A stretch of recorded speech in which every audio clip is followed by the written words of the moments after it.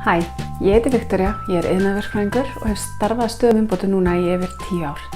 Ég held út af vefsíðunni lean.is og í þessu myndbandi ætla ég að fara yfir eina algengustu spurningu sem ég spyr sem er hvernig á að byrja innleiðingu á stöðum umbótum.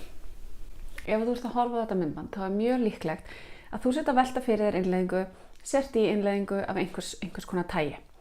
Fyrir mér það skiptir kannski ekki alveg máli hvort það kallast lean, stöður umbótur, gæða eitthvað. Þetta er allt svipað.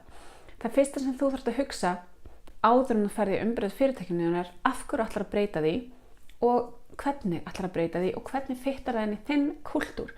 Hvað er gert vel, hvað ætlar að halda og hvað er það sem þú vilt taka í burtu. Það er alltaf oft sem að fólk sér mér langar að vera eins og Google eða mér langar að vera eins og Zappos eða mér langar að vera eins og Toyota en skilja kannski ekki alveg undirliggjandi filosófíuna og hvað í rauninni þeirra fyrirtæki gerir vel eða illa og vilja bara innleiða til þess að innleiða.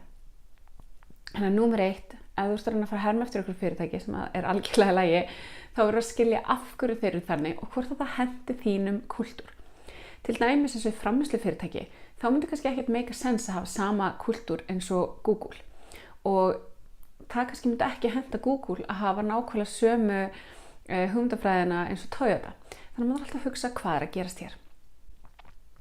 Nú, ef við tökum eins og bara straumlínustjórnun eða lean, það sem ég hef verið mikið í henni, þá er ég oft spurð Viktoría hvað ég var að gera, okkur langar til þess að innleiða lean og hvað ég var að gera. Og ég hef oft talað að það sé svona 2 mjög algengar leiðir.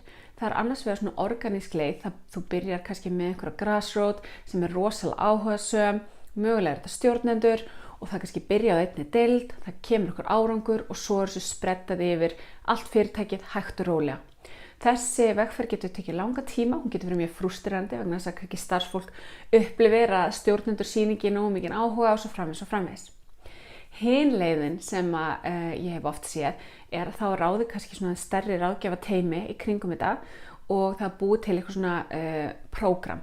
Bara við ætlum að gera þetta á 4 mánuðum, við förum í deildina, við snúum henni algjörlega við og svona komum ykkur ákveðin stað og svo höldum við áfram út frá því.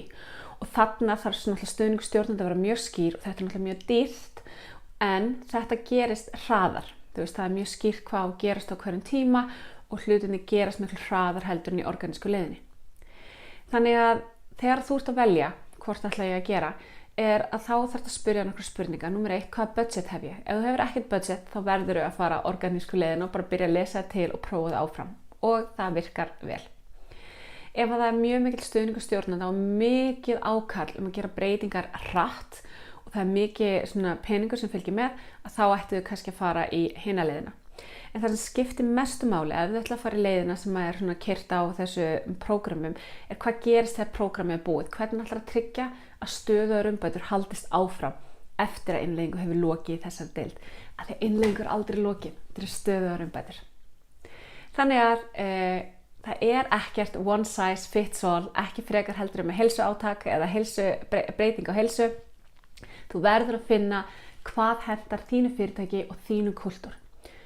Þannig að ef að þið hafið í fortíðinni innleitt eitthvað svona hægt og rólega að þá hentar ykkur kannski þá leið en ef þið eru meira svona fyrirtæki sem er hraðar og þarf meira að keyra þetta hraðar inn að þá kannski hentar hitt betur. Þannig að ég hvet ykkur til að hugsa málið, skoða fyrirtækið, skoða af hverju þau vilja breyta og hverju þau vilja breyta og út frá því taka ákvörðun hvað þau vilja innleiða og hvernig.